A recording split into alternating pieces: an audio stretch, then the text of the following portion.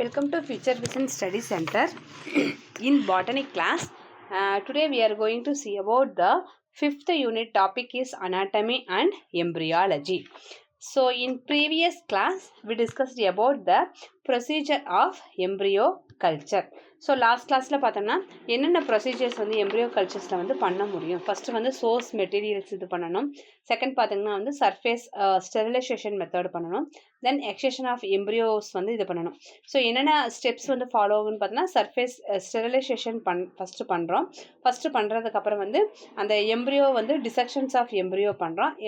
Embryo வந்து dissect பண்ணிவிட்டு தென் embryo culture medium prepare பண்ணி கல்ச்சர் மீடியத்தில் வந்து அந்த எம்ப்ரியோ வந்து க்ரோத்திங் பண்ணுறோம். ஸோ இந்த மாதிரி ஒரு டெக்னிக்ஸ் மூலமாக தான் வந்து இந்த மாதிரி ப்ரொசீஜர் யூஸ் பண்ணி தான் வந்து எம்ப்ரியோ கல்ச்சர்ஸ் வந்து நம்ம க்ரோத் பண்ணணும். ஸோ அதில் ப்ரொசீஜர் ஆஃப் எம்ப்ரியோ கல்ச்சர்ஸ் அந்த டயக்ராமோட நம்ம எக்ஸ்ப்ளனேஷன் த கேலஸ் ஃபார்மேஷன்ஸ் ஆர்கனோஜெனிசிஸ் மூலமாக வந்து ஃபார்ம் ஆகிறது நம்ம என்னென்னு பார்த்தோம். ஸோ இந்த கிளாஸில் நம்ம என்ன டிஸ்கஸ் பண்ண போகிறோம் அப்படின்னு பார்த்தா மார்ஃபோஜெனிசிஸ், அதாவது வந்து டிஃப்ரெண்ட் டைப்ஸ் ஆஃப் எம்ப்ரியோஸ் வந்து டெவலப் பண்ணுறதில்ல. எம்ப்ரியோ டெவலப்மெண்ட்டில் பார்த்தீங்கன்னா அந்த ஜைகோட் ஃபார்மேஷன்ஸ் வந்து பார்த்திங்கன்னா வந்து அந்த எம்ப்ரியோ ஜெர்மினேட் ஆகிறதாகட்டும், அந்த zygote germination process, embryo germination process, zygote formations மெத்தடில் பார்த்திங்கன்னா 5 ஸ்டேஜஸ் வந்து இருக்குது. ஸோ அந்த 5 ஸ்டேஜஸ் மூலமாக தான் வந்து என்ன நடக்குதுன்னா அடுத்தடுத்த ஸ்டேஜஸ் மூலமாக தான் வந்து அந்த embryo development, zygote formations and embryo வந்து டெவலப்மெண்ட் வந்து இருக்குது அப்படின்னு சொல்கிறாங்க. ஸோ அந்த 5 ஸ்டேஜஸ் வந்து என்னென்னு சொல்லிட்டு தான் வந்து இந்த கிளாஸில் நம்ம பார்க்க போகிறோம். ஸோ இதில் வந்து ஃபஸ்ட்டு ஸ்டேஜ் அப்படின்னு பார்த்தோம்னா கிளவேஜ் அண்ட் டிஃப்ரென்ஷியேஷன். செகண்ட் ஸ்டேஜ் பார்த்தீங்கன்னா க்ரோத். தேர்ட் ஸ்டேஜ் வந்து பார்த்தீங்கன்னா மெச்சூரேஷன். ஃபோர்த்து வந்து பார்த்தீங்கன்னா டார்மென்சி. அண்ட் ஃபிஃப்த் ஸ்டேஜ் பார்த்தீங்கன்னா வந்து ஜெர்மினேஷன். ஸோ இதில் நம்ம இன்னைக்கு ஃபர்ஸ்ட் ஸ்டேஜ் வந்து கிளவேஜ் அண்ட் டிஃப்ரென்ஷியேஷன் அப்படின்னு ஃபர்ஸ்ட் ஸ்டேஜ் வந்து நம்ம பார்க்குறோம். ஸோ இந்த கிளவேஜ் அண்ட் டிஃப்ரென்ஷியேஷன் அப்படின்னு என்ன, கிளவேஜ் அப்படின்னா என்னென்னா பிளவு அப்படின்னு சொல்லுவோம். ஸோ இந்த கிளவேஜ் டிஃப்ரென்ஷியேஷன் அப்படிங்கிறது என்னென்னா வந்து ஒட்டுமொத்தமாக வந்து கருவளர்ச்சி இல்லாமல் அந்த பிளாஸ்டோமியஸ் அப்படிங்கக்கூடிய ஒரு செல் வந்து விரைவாகவும் தொடர்ச்சியாகவும் பார்த்திங்கன்னா வந்து மைட்டாட்டிக் செல் டிவிஷன்ஸ் மூலமாக, அந்த செல் டிவிஷன்ஸ் மூலமாக வந்து பிரிக்கிறது தான் வந்து இந்த கிளவேஜ் டிஃப்ரென்ஷியேஷன் சொல்கிறோம். இது கருத்தரித்த உடனே வந்து தொடங்கி ஒரு மேலோன்மையாக வந்து உருவாக்கக்கூடியது. வேறுபாடு வந்து அடுத்தடுத்து தான் வந்து இது வந்து வேறுபாடு நடக்கும் அப்படிங்கிறாங்க. ஸோ இமீடியட்டாக வந்து after fertilisation that morula it's will be form. அதுக்கு பேர் வந்து இந்த மோருலா வந்து ஃபார்மேஷன் இருக்கும். So differentiation follow the specialised cells begin to the distinct fact organising into the tissues are organ. So இதில் வந்து என்னென்ன ஆஸ்பெக்ட்ஸ் வந்து இருக்குதுன்னு பார்த்தீங்கன்னா இட்ஸ் அ ரேபிட் டிவிஷன்ஸ் வந்து நடக்கும். ஸோ அந்த ஜைகோட் டிவிஷன்ஸ் பார்த்தீங்கன்னா 2 cells, 4 cells, 8 cells, 16 daughter cells வந்து இது வந்து பிளாஸ்டோமியஸ் மாதிரி ஃபார்ம் ஆகும்.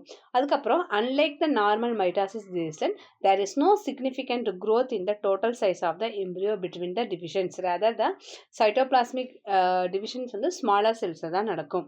அதோட செல் சைஸ் பார்த்தோம்னா இந்த blastomeres become the progressively smaller with each division. ஒவ்வொரு டிவிஷன்லேயும் பார்த்தீங்கன்னா அது என்னவா தான் இருக்கும், ஸ்மாலர் சைஸாக தான் இருக்கும். இந்த மோருலா வந்து என்னவா மாறும்னு பார்த்தீங்கன்னா அடுத்தது பார்த்தீங்கன்னா பிளாஸ்டுலாவாக மாறும். இந்த மோருலா வந்து அடுத்தது பார்த்தீங்கன்னா பிளாஸ்டுலாவாக மாறும். பிளாஸ்டுலா அப்படிங்கிறது என்னென்னா அந்த ப்ராசஸ் வந்து கன்வெர்ட்டிங் இன்டு த சாலிட் பால் மாதிரி இருக்கிறத வந்து ஹாலோ ஸ்ட்ரக்சராக வந்து பிளாஸ்டுலாவாக மாறுறதான் வந்து பிளாஸ்டோசைட்ஸ் அப்படின்னு சொல்லுவாங்க. ஸோ இந்த மாதிரி ஸ்ட்ரக்சர்ஸ் வந்து ஃபார்ம் ஆகும். இதில் என்னென்ன ஸ்டேஜஸ் வரும் அப்படின்னு பார்த்தா இந்த ஃபெர்டிலைசேஷன், ஜைகோட் ஃபெர்டிலைசேஷன் ஆகி இந்த கிளவேஜ் ஸ்டேஜ் வருது. இந்த கிளவேஜ்க்கு அடுத்தது வந்து மோருலா ஃபார்ம் ஆகுது, பிளாஸ்டுலா ஃபார்ம் ஆகுது. அதுக்கப்புறம் தான் வந்து differentiated of the all major tissues வந்து ஃபார்மேஷன்ஸ் வந்து இதில் நடக்குது. ஸோ இதோடைய டயக்ராம் வந்து எப்படி இருக்குன்னு பார்த்தீங்கன்னா வந்து இப்போ நார்மலாக இந்த மாதிரி 2 cells வந்து இருக்குது. இந்த மாதிரி செல்ஸில் வந்து இங்கே வந்து ஸ்பிண்டில் ஃபைமஸ் ஃபார்ம் ஆகி இந்த மாதிரி வந்து ஃபார்மேஷன்ஸ் நடக்குது. ஸோ இதில் பார்த்தீங்கன்னா வந்து டிவைடிங் பிளாஸ்டோமியஸ் டிவிஷன்ஸ் வந்து நடக்குது. ஸோ இந்த பிளாஸ்டோமியர் டிவிஷன்ஸ் மூலமாக வந்து என்ன ஆகுதுன்னா, ஒரு நார்மல் செல்ஸில் என்ன ஃபார்ம் ஆகுதுன்னா, inner cell masses, outer blasto cells masses இதெல்லாமே வந்து நடக்குது. இதில் வந்து என்ன ஆகுதுன்னா, இப்போ நார்மலாக இதுக்குள்ளே 2 செல்ஸ் ஃபார்ம் ஆகுது. அடுத்தது பார்த்தோம்னா என்ன ஆகும், 4 செல்ஸ் ஸ்டேஜஸில் இருக்கும். அடுத்தது பார்த்தோம்னா என்ன ஆகும், 9 செல்ஸாக இருக்கும். ஸோ 2 ஃபார்ம் ஆகும், 4 ஃபார்ம் ஆகும், 9 செல்ஸ் ஃபார்ம் ஆகும், 16 செல்ஸ் ஃபார்ம் ஆகும், 58 செல்ஸ் ஃபார்ம் ஆகும், 107 செல்ஸ் வரைக்கும் என்ன ஆகும், இது ஃபார்ம் ஆகும். ஸோ இந்த ஃபார்ம் ஆனதுக்கப்புறம் வந்து இது என்னவாகும்னு பார்த்தீங்கன்னா, ஃபஸ்ட்டு வந்து மோருலா ஸ்டேஜில் இருக்கும். ஸோ மோருலா அப்படிங்கிறது என்ன அப்படின்னு பார்த்தீங்கன்னா, ஸோ வாட்டர் கேவிடேஷன்ஸ் இந்த மாதிரி சுற்றியும் வந்து இப்படி செல்ஸ் இருக்கும். இங்கே சென்டர்லேயும் வந்து செல்ஸ் இருக்கும். இதுக்கு பேர் தான் வந்து மோருலா ஸ்டேஜ் அப்படின்னு சொல்லுவாங்க. இந்த மோருலா ஸ்டேஜுக்கு அடுத்ததாக வந்து என்ன ஆகும்னா, பிளாஸ்டோசிஸ்ட் ஸ்டேஜ் வந்து ஃபார்ம் ஆகும். ஸோ இந்த பிளாஸ்டோசிஸ்ட் ஸ்டேஜ் அப்படின்னா என்னென்னா, இந்த அவுட்டரில் பார்த்தீங்கன்னா இங்கெல்லாம் வந்து செல்ஸ் இருக்கும், பிளாஸ்டுலா செல்ஸ் வந்து இருக்கும். இந்த சென்டரில் இந்த சைடில் மட்டும் ஒரு கார்னரில் மட்டும்தான் என்ன இருக்குது அப்படின்னு பார்த்தீங்கன்னா, embryo blast. So embryo blast வந்து சைடில் ஃபார்ம் ஆகும். இங்கே சென்டரில் வந்து பிளாஸ்டோசில்ஸ் அதாவது எம்டி கேவிட்டியாக வந்து இருக்கும். ஸோ இந்த மாதிரி ஸ்ட்ரக்சரில் தான், இந்த மாதிரி ஒரு டெவலப்மெண்ட்டில் தான் வந்து என்ன இது ஃபார்ம் ஆகும் அப்படின்னு பார்த்தீங்கன்னா வந்து கிளவேஜ் அண்ட் டிவிஷன்ஸ் வந்து ஃபார்ம் ஆகும். இதுதான் வந்து ஃபர்ஸ்ட் ஸ்டேஜ் அப்படின்னு சொல்கிறாங்க. இந்த எம்ப்ரியோ டெவலப்மெண்ட்டில் வந்து ஃபர்ஸ்ட் ஸ்டேஜாக வந்து சொல்கிறது வந்து இதுதான். ஸோ எம்ப்ரியோ டெவலப்மெண்ட்டில் வந்து ஃபர்ஸ்ட் ஸ்டேஜ் அப்படின்னு சொல்கிறதே வந்து என்ன தான் சொல்கிறாங்க, கிளவேஜ் அண்ட் டிஃப்ரென்ஷியேஷன் சொல்கிறாங்க. ஸோ நெக்ஸ்ட் எம்ப்ரியோ டெவலப்மெண்ட்டில் வந்து நெக்ஸ்ட் ஸ்டேஜ் அப்படின்னு சொல்கிறது வந்து என்னென்னா க்ரோத். ஸோ நெக்ஸ்ட் ஸ்டேஜ் வந்து க்ரோத். ஸோ இந்த க்ரோத் அப்படின்னு பார்த்தோம்னா வந்து ரேபிட்டாக செல் எக்ஸ்பேன்ஷன்ஸ் அண்ட் டிவிஷன், ஒரு கரு வளர்ச்சி. அந்த வளர்ச்சியில் வந்து பார்த்திங்கன்னா கருவுற்ற முட்டையை வந்து என்ன சொல்லணும்னா ஜைகோட் அப்படின்னு சொல்லுவோம். ஜைகோட் ஃபார்மேஷன் சொல்லுவோம். ஸோ இந்த ஜைகோட்டில் ஒரு சிக்கலான ஒரு பயணம், அதாவது வந்து விரைவான செல் பிளவு வந்து வரலாம், இல்லாட்டி வந்து எண்டோடேர்ம், மீசோடேர்ம், எக்டோடேர்ம், இந்த மாதிரி டிஃப்ரென்ஷியேட்டடான அடுக்குகள், அதாவது வந்து லேயர்ஸ் வந்து ஃபார்ம் ஆகலாம். So formation of major organs and body system ப்ரிமியராக வந்து ஃபர்ஸ்ட் 8 வீக்ஸ் வந்து இந்த டிவிஷன்ஸ் வந்து நடக்கும். ஃபர்ஸ்ட் 8 வீக்ஸ் தான் வந்து இந்த க்ரோத் டிவிஷன்ஸ் வந்து இந்த செல் டிவிஷன்ஸ் வந்து நடக்கும். ஸோ இதில் வந்து ஃபார்மேஷன்ஸ் எல்லாமே வந்து நடக்கும். ஃபெர்டிலைசேஷன், கிளவேஜ் வந்து ஃபஸ்ட்டு 1 வீக்கில் நடக்கும். அதுக்கு அடுத்ததாக வந்து கேஸ்ட்ரேஷன், ஆர்கனோஜெனிசிஸ் ப்ராசஸ் எல்லாம் முடிஞ்சதுக்கப்புறம் க்ரோத் அப்படிங்கிறது வந்து ஃபியூட்டஸ் ஃபார்ம் ஆகிறது, அந்த எம்ப்ரியோ ஃபார்ம் ஆகிறதுக்கு வந்து பார்த்திங்கன்னா 8 வீக்ஸ்க்கு அப்புறம் அந்த எம்ப்ரியோ டெவலப்மெண்ட் வந்து இருக்கும். ஸோ நெக்ஸ்ட்டு பார்த்தோம்னா வந்து மெச்சூரேஷன்ஸ். ஸோ மெச்சூரேஷன் ஸ்டேஜ் அப்படிங்கிறது பார்த்தோம்னா it is the third stage. Maturation அப்படிங்கிறது வந்து முதிர்ச்சி அடைகிறது, மெச்சூர் ஆகிறது அப்படின்னு சொல்கிறாங்க. ஸோ இந்த மெச்சூர் டெவலப்மெண்ட் ஆஃப் க்ரோத், இந்த மெச்சூரேஷன் அப்படின்னு கூடிய ஒரு ஸ்டேஜ் வந்து எம்ப்ரியோ டெவலப்மெண்ட்டில் வந்து எந்த அளவுக்கு முக்கியமாக இருக்குதுன்னு பார்த்தீங்கன்னா, இந்த மெச்சூரேஷன்ஸில் வந்து பார்த்திங்கன்னா வந்து there is no development of the division, cell divisions வந்து எதுவுமே வந்து இருக்காது. இதில் வந்து இந்த க்ரோத்தில் வந்து செல் டிவிஷன்ஸ் வந்து எதுவுமே இருக்காது.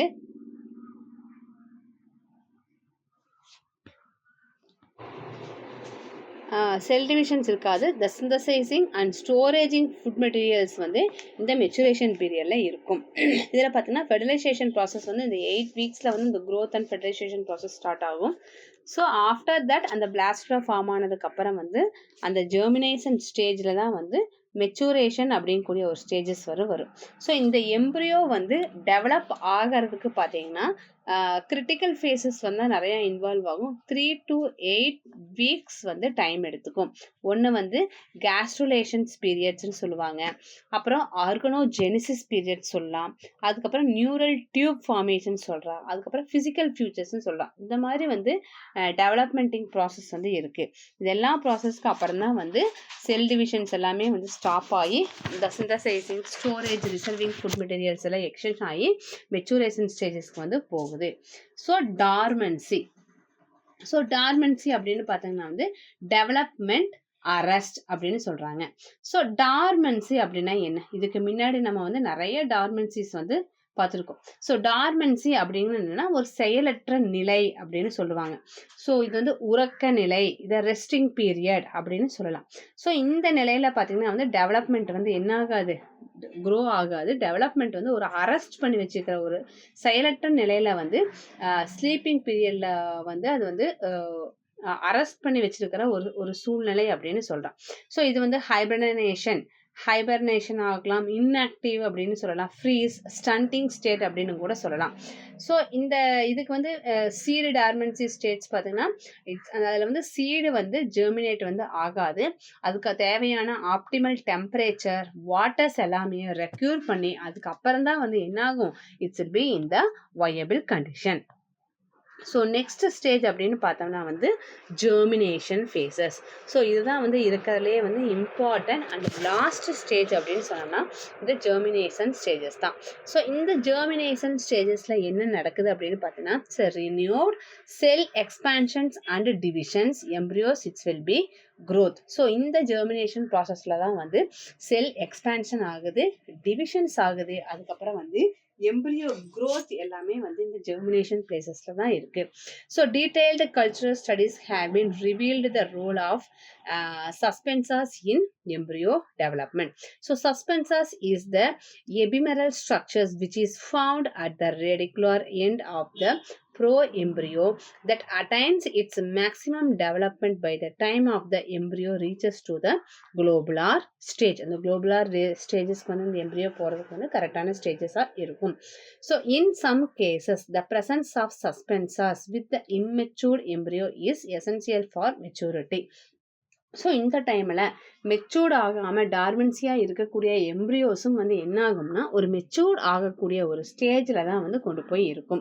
So this it's will B required for the some hormones வந்து இது வந்து ரெக்யர் பண்ணும். அது வந்து க்ரோத் ஹார்மோன், க்ரோத் ரெகுலேட்டர்ஸ் இதெல்லாமே யூஸ் ஆகலாம். ஸோ அந்த கல்ச்சர் மீடியத்தில் பார்த்தீங்கன்னா இந்த அடிஷனாக நம்ம என்ன ஆட் பண்ணுவாங்கன்னு பார்த்தீங்கன்னா GA, that is a gibberellic acid, APA அப்படின்னு பார்த்தோம்னா வந்து abscisic acid it's will B added. So இந்த GA and APA is used in the culture medium, அதாவது gibberellic acid and abscisic acid. So after the full development of the embryo, it's enter into the phases. So இது வந்து the phases of dormancy characteristics by metabolic events and development arrest of the cells. So in the dormancy may be the latter for the different time periods for different kinds of crop species. So the crop species different times different level interval வந்து நடக்கும். So excited immature plant embryos on the nutrient medium tend to bypass the stage of dormancy and undergoes the linear embryonic mode of development. This phenomenon of seedling formations without completing the normal embryonic development that is called as a precocious germination. இதுக்கு பேர் வந்து என்ன சொல்லுவாங்கன்னா precocious germinations அப்படின்னு சொல்றாங்க. So இந்த ப்ரிகாசியஸ் ஜெர்மினேஷன்ஸ் அப்படிங்கிறது என்னன்னா ஒரு வளர்ச்சி, அதாவது வந்து ஒரு விதை உருவாகி நம்ம எடுக்கிறதுக்கு முன்னாடியே அந்த ஃப்ரூட்டுக்குள்ளேயே வந்து முளைச்சிருக்கிறதுக்கு பேர் தான் வந்து ப்ரிகாசியஸ் ஜெர்மினேஷன்ஸ் அப்படின்னு சொல்லுவாங்க. முன்கூட்டியே வந்து அந்த விதை என்ன இருக்குன்னா உள்ளுக்குள்ளேயே விளைச்சிருக்கும். ஃபார் எக்ஸாம்பிள் இந்த தக்காளியில் பழமெல்லாம் பார்த்தீங்கன்னா நம்ம பழத்தை அறுக்கிறதுக்கு முன்னாடியே உள்ள முளைப்பு வந்திருக்கும். இந்த பலாப்பழமெல்லாம் அறுக்கிறதுக்கு முன்னாடியே பார்த்தீங்கன்னா பலாக்கொட்டை வந்து முளைப்பு வருதுன்னு சொல்கிறோம்ல. ஸோ இதெல்லாமே வந்து முன்கூட்டியே வந்து அந்த முளைப்பை வந்து உருவாக்கும். ஸோ இந்த ப்ராசஸ் வந்து என்ன சொல்லணும்னா premature sprouting it's in the seed spore before it's a mature detached from the parent plant. So இந்த ஃபினாமினனை வந்து நம்ம என்ன சொல்லுவோம்னா இந்த ப்ரீசியஸ் ஜெர்மினேஷன்ஸ் வந்து என்ன சொல்லணும்னா விவிபேரி அப்படின்னு சொல்லுவோம். ஸோ இந்த கேசஸ் வந்து எதனால் நடக்குது அப்படின்னு பார்த்தீங்கன்னா நார்மலாக இருக்கக்கூடிய என்விரான்மெண்டல் ஸ்ட்ரெஸ்னாலையும் ஹார்மோனல் இம்பேலன்ஸ், அதாவது அப்சசிக் ஆசிட் இந்த ஹார்மோனல் இம்பேலன்ஸ்னாலையும் வந்து இந்த ப்ரிகாசியஸ் ஜெர்மினேஷன்ஸ் அப்படிங்கிறது வந்து இந்த ஒரு மியூட்டேஷன் ப்ராசஸ் மூலமாக வந்து நடக்குது. ஸோ இது வந்து ப்ரீமெச்சூர் ஸ்ப்ரோட்டிங்னு சொல்லலாம், பைபாசஸ் டார்மென்சி, இன்கம்ப்ளீட்டிங் த டெவலப்மெண்ட் அப்படின்னு சொல்லலாம். இதோட மெயின் காரணம் என்ன ஃபேக்டர்ஸ்னால நடக்குதுன்னா என்விரான்மெண்டல் ஸ்ட்ரெஸ்ஸாக இருக்கலாம், ஹார்மோனல் இம்பேலன்ஸாக இருக்கலாம், மியூட்டேஷன்ஸாக இருக்கலாம், மெக்கானிக்கல் ஃபேக்டர்ஸாக இருக்கலாம். ஸோ அதோட சிக்னிஃபிகன்ஸ் அப்படின்னு சொன்னோம்னா வந்து நெகட்டிவ் இம்பேக்ட் தான். ஸோ இது வந்து poor seeding survival, it's a lack of food reserves and desiccating the tolerance. இதோட பாசிட்டிவ் யூசஸ்னால் பயோடெக்னாலஜியில் வந்து இந்த டிஷ்யூ கல்ச்சர் வந்து speed up the plant development வந்து சீட் பண்ணுறதுக்கும் ரிசர்ச்சுக்கும் வந்து இது யூஸ் பண்ணலாம். இட்ஸ் அ பாசிட்டிவ் யூசஸ் அப்படின்னு சொல்லலாம். ஸோ எந்தெந்த பிளான்ட்ஸில் வந்து இந்த விவிபேரி டைப்ஸ் இருக்கும், அது வந்து ப்ரிகாசியஸ் ஜெர்மினேஷன்ஸ் இருக்குன்னு பார்த்தீங்கன்னா டொமேட்டோவில் இருக்கும், பைன் கோன்ஸு, இந்த பிக்சர் பிளான்ட்ஸ் இது எல்லாத்துலேயுமே வந்து இந்த ப்ரீசியஸ் ஜெர்மினேஷன் அப்படிங்கக்கூடிய ஒன்று வந்து இருக்கும். ஸோ நெக்ஸ்ட்டு பார்த்தீங்கன்னா கேஷன் ஹைட்ரோலைசேட். ஸோ இது வந்து நம்ம பார்த்தோம். ஸோ இந்த கேஷன் ஹைட்ரோலைட்டேட் பார்த்தீங்கன்னா high sugar level, so extensive elevated the temperature, high light intensity and also the ஏபிஏனா வந்து abscisic acids like substance prevent the precocious germinations of the embryo.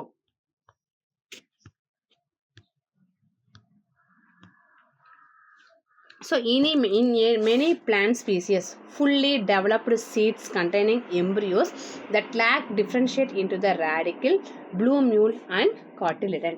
So in these cases, the globular stage are attained at the embryonal and proximal of the microphylla regarded as the radicular fold and distal microphylla regarded as a blumular fold. So in the class, in the microphyll stages இந்த ஸ்டேஜஸில் வந்து என்ன form ஆகுனா இந்த globular stages வந்து embryonal ஆகும், end proximal stages வந்து மைக்ரோஃபைலர்ஸ் ஆகும் வந்து ஃபார்ம் ஆகுது. இந்த ரேடிகுலர் ஃபோல்ட்ஸ் ஃபார்மேஷன்ஸ் இருக்குது அண்ட் ப்ளூமுலார் ஃபோல்ட் ஃபார்மேஷன்ஸ் வந்து இருக்குது. ஸோ இந்த cases of orchids the plumular pole enlarges to form the spherical structure, so which turns green and after attained of the certain size differentiation into the root and shoot. So இதில் வந்து அதோட differentiated root ஆகட்டும், stem ஆகட்டும், அந்த shoot formations ஆகட்டும், இதெல்லாம் வந்து differentiate வந்து அதிகமாக வந்து இருக்குது அப்படின்னு சொல்கிறாங்க. இதெல்லாமே தான் வந்து இதோடைய types of morphogenesis in cardinally differentiate in the embryo. So இப்போது நம்ம இந்த டைப்ஸ் ஆஃப் டிஷ்யூ கல்ச்சர்ஸில் பார்த்தோம்னா வந்து நம்ம என்னென்ன பார்த்துருக்கோம். ஸோ இந்த டைப்ஸ் ஆஃப் எம்ப்ரியோ கல்ச்சர்ஸ் கீழே தான் வந்து இந்த எம்ப்ரியோ டெவலப்மெண்ட் எல்லாமே வருது. ஸோ இதில் வந்து நம்ம மெச்சூர்டு எம்ப்ரியோ கல்ச்சர்ஸ்னால் என்னென்னு பார்த்தோம், எம்ப்ரியோ ரெஸ்கியூனா என்னென்னு பார்த்தோம். ஸோ அந்த எம்ப்ரியோ ரெஸ்கியூவில் இம்மெச்சூர் எம்ப்ரியோ கல்ச்சர்ஸ் ஃபார்மேஷன்ஸ் பார்த்தோம். ஸோ நியூட்ரிஷன் என்னென்ன ரெக்யூர்மெண்ட் இருக்குதுன்னா வந்து 2 டைப்ஸ் ஆஃப் ஃபேஸஸ் பார்த்தோம். ஸோ ஹெட்ரோட்ராஃபிக் ஃபேஸஸ்னால் என்னென்னு பார்த்தோம், ஆட்டோட்ராஃபிக் ஃபேஸஸ்னால் பார்த்தோம். காம்போசிஷன் ஆஃப் மீடியம் வந்து எப்படி இருக்கும்னு, என்ன டெம்பரேச்சரில் இருக்கும்னு, பிஹெச் லெவல். ஸோ இந்த காம்போசிஷன் ஆஃப் மீடியம் பார்த்தீங்கன்னா மேக்ஸிமம் எம்எஸ் பார்த்தோம், P5 பார்த்தோம், எம்எஸ் மீடியம் பார்த்தோம், P5 பார்த்தோம், அதுக்கப்புறம் வந்து ஒயிட் மீடியம் பார்த்தோம். ஸோ ரெக்யூர்மெண்ட் டெம்பரேச்சர் பார்த்தீங்கன்னா வந்து 24 to 26 டிகிரி செல்சியஸ் வரைக்கும் இருக்கலாம். பிஹெச் லெவல் பார்த்தீங்கன்னா 5 to 7.5 பிஹெச் லெவலில் வந்து இருக்கலாம். ஸோ இதோட அப்ளிகேஷன்ஸ் பார்த்தீங்கன்னா வந்து டிஃப்ரெண்ட் டைப்ஸ் ஆஃப் அப்ளிகேஷன்ஸ் பார்த்தோம். ப்ரிவென்ஷன் ஆஃப் எம்ப்ரியோ அபார்ஷன்ஸ் பார்த்தோம், ஓவர் கம்மிங் சீட் டார்மன்சி பார்த்தோம், ஷார்டனிங் ப்ரீடிங் சைக்கிள்ஸ் பார்த்தோம், protection of haploids, overcoming seed sterility, clonal propagations எல்லாமே பார்த்தோம். ஸோ இந்த அப்ளிகேஷன்ஸ் அப்படிங்கிறதுல பார்த்தோம்னா 6 அப்ளிகேஷன்ஸ் வந்து இந்த எம்ப்ரியோ கல்ச்சரில் யூஸ் ஆகுது. அதாவது என்னென்னா rescuing embryo for the incompatible crosses, overcoming dormancy and shortening periods, breeding cycle, overcoming seed sterility, embryo callus has organogenic potential பார்த்தோம். ஸோ ப்ரொடெக்ஷன் ஆஃப் மோனோப்ளாய்ட் டிப்ளாய்டோடது பார்த்தோம். பயோடெக்னாலஜிக்கல் அப்ளிகேஷன்ஸ் வந்து என்னென்ன இருக்குது அப்படின்னு சொல்லிட்டு இந்த அப்ளிகேஷன்ஸ் ஆஃப் எம்ப்ரியோ செக்ஸில் பார்த்தோம். அப்புறம் எப்படி ப்ரொசீஜர், என்ன ப்ரொசீஜர்ஸ் மூலமாக வந்து இந்த எம்ப்ரியோ கல்ச்சர் டெவலப் பண்ண முடியும் அப்படின்னு பார்த்தோம்னா ப்ரொசீஜர் பார்த்தோம்னா சோர்ஸ் மெட்டீரியல்ஸ் பார்த்தோம், தென் சர்ஃபேஸ் ஸ்டெரிலைசேஷன் பார்த்தோம், எக்ஸஷன் ஆஃப் எம்ப்ரியோ பார்த்தோம், அதுக்கப்புறம் நியூட்ரிஷன்ஸ் வந்து என்னென்ன ரெக்யூர்மெண்ட் ஆகுது அப்படின்னு சொல்லி பார்த்தோம். ஸோ இப்போ இதில் வந்து என்னென்ன டிஃப்ரென்ஷியேட் 5 மேஜர் ஸ்டேஜஸ் வந்து இருக்குது. ஸோ 5 மேஜர்ஸில் பார்த்தா ஃபர்ஸ்ட் ஒன் பார்த்தீங்கன்னா கிளவேஜ் அண்ட் டிஃப்ரென்ஷியேட் பார்த்தோம். செகண்ட் வந்து க்ரோத், ஸோ ரேபிட்டாக வந்து செல் எக்ஸ்பேன்ஷன் அண்ட் டிவிஷன்ஸ் இருக்கும். மெச்சூரேஷன் பார்த்தோம்னா வந்து little or no divisions or expansion, synthesize and storage of reserve material. So டார்மன்சியில் பார்த்தா இட்ஸ் டெவலப்மெண்டல் அரெஸ்ட். germination பார்த்தோன்னா renewed the cell expansions and divisions of the embryo growth. So இதெல்லாமே வந்து நம்ம இந்த embryo cultures, applications of embryo culturesல பார்த்துருக்கோம். So let me practicing some question regarding this topic. So the first question, which of the following substance is often used to initiate the embryo growth in culture? Option A, abscisic acid. Option B, 2,4-D in the high concentration. So option C, cytokinin. So option D, ethylene. So இதில் வந்து எந்த substance வந்து இனிட்டியேட்டாக embryo டெவலப்மெண்ட்டுக்கு வந்து use ஆகுது அப்படின்னு கேட்டிருக்கிறாங்க. So எந்த substance வந்து யூஸ் ஆகுது அப்படின்னு பார்த்தா 2,4-D. ஸோ 2,4-D அப்படின்னா என்னென்னா டைக்ளோரோஃபினாக்சிலிக் ஆசிட். இந்த டி அப்படின்னா என்னன்னு நோட் பண்ணி வச்சுக்கோங்க. Dichlorophenoxy acetic acid. ஸோ நம்ம ஆஃப்னா இந்த டிங்கிற வேர்ட் படிப்போம். So option B 2,D dichlorophenoxy acetic acid is the correct answer. Second question, why is the embryo culture considered a rescue technique? Option A, it helps in cloning endangered plants. It prevents abortions of immature embryos in interspecific crosses. Option C, it accelerates the growth of mature seeds. Option D, it helps in producing virus-free plants.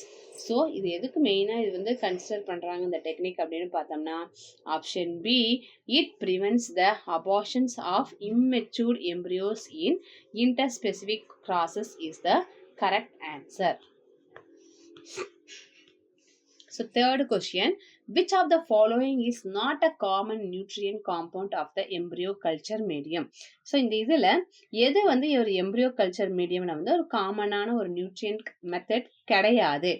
So option A inorganic salt, option B sucrose, option C vitamins, option D soil. So inorganic salt எல்லாமே embryo மீடியத்தில் use பண்ணுவோம், sucrose use பண்ணுவோம், vitamins use பண்ணுவோம், soils வந்து we can not able to use it.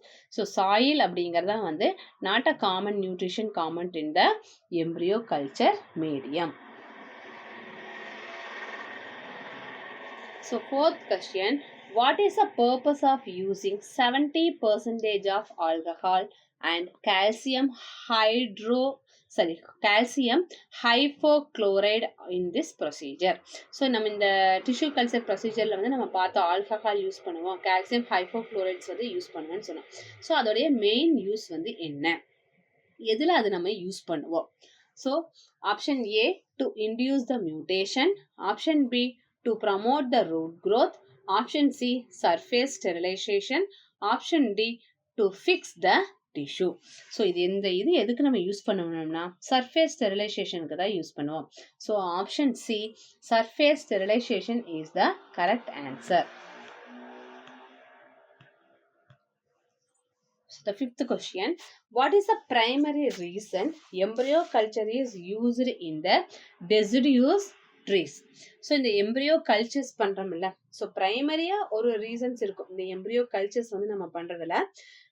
டெசிடியூவஸ் ட்ரீஸ்ல எல்லாமே வந்து எதுக்கு இந்த ப்ரைமரியாக வந்து இந்த எம்ப்ரியோ கல்ச்சர்ஸ் வந்து நம்ம யூஸ் பண்ணுறாங்க அப்படின்னு கேட்குறாங்க. ஸோ டெசிடியூஸ் ட்ரீஸ் அப்படின்னா என்ன? டெசிடியூஸ் அப்படின்னா வந்து இலையுதிர் அப்படின்னு சொல்லுவோம். ஸோ இந்த லீவ்ஸ் எல்லாம் வந்து ஃபால் ஆகக்கூடிய ஒரு ஸ்டேஜஸ் தான் வந்து டெசிடியூசஸ் ட்ரீஸ் அப்படின்னு சொல்லுவோம். ஸோ இந்த இலையுதிர் காலத்தில் வந்து இந்த எம்ப்ரியோ கல்ச்சர்ஸ் பிரைமரி ரீசன் இந்த எம்ப்ரியோ கல்ச்சரில் வந்து எதுக்கு இந்த டெசிடியூஸ் ட்ரீஸ் வந்து யூஸ் பண்ணுறாங்க? So first option A to accelerate the breeding cycle, option B to increasing the resistant to pathogen, option C to change the flower colour, option D to increasing the size of fruit. So இது fruit எல்லாம் வந்து size of fruit increase பண்ணுறதுக்கு இலையுதிருக்கு சம்மந்தம் கிடையாது. Flower colour இலை உதிர்ந்துச்சுனாலே flower formations இருக்காது, பேத்தோஜன்ஸும் வராது. இதோட ப்ரீடிங் சைக்கிளை வந்து ஆக்சலரேட் பண்ணுறதுக்கு ஊக்கப்படுத்துறதுக்கு தான் வந்து அந்த டெசிடியஸ் ட்ரீஸ் வந்து இலையுதிர் மரங்கள் வந்து இதாகிறது. எதனால் அப்படின்னா அந்த லீஃப் வந்து கீழே விழுந்துருச்சுன்னா மறுபடியும் வந்து ஒரு புதுசான ஒரு பட், அதாவது நுனி ஃபார்ம் ஆகி ஒரு பட்டிங் டிப் மாதிரி ஃபார்ம் ஆகி மறுபடியும் ஒரு புது லீஃப் ஃபார்மேஷன் ஆகும். ஒரு லீஃப் வந்து புதுசாக செடி தளைஞ்சிச்சுன்னா அதில் மறுபடியும் பூ பூக்கும், காய் காய்க்கும். ஸோ அந்த ஸ்டேஜஸ்க்கு வேண்டி தான் வந்து it's will be accelerated for the breeding சைக்கிளுக்கு தான் வந்து பிரைமரி ரீசனாக எம்பரியோ கல்ச்சர் வந்து யூஸ்லி இந்த டெசிடியஸ் ட்ரீஸ் வந்து யூஸ் பண்ணுறாங்க. So that's all about this topic. I think the unit 5 it will be the over. So anatomy and embryology அப்படிங்கக்கூடிய ஒரு யூனிட் வந்து நம்மளுக்கு இந்த வீடியோவோட முடியுது. ஸோ நெக்ஸ்ட் வீடியோலேருந்து நம்ம எதை பார்ப்போம் அப்படின்னு பார்த்தீங்கன்னா microbiology, plant pathology, botany. So மைக்ரோபயாலஜியை பற்றியும் பிளான்ட் பேத்தாலஜி, பாட்னியை பற்றியும் யூனிட் 6ல் நம்ம பார்ப்போம். So I hope you are understand about this video. Study well. We will meet on the next class. Thank you.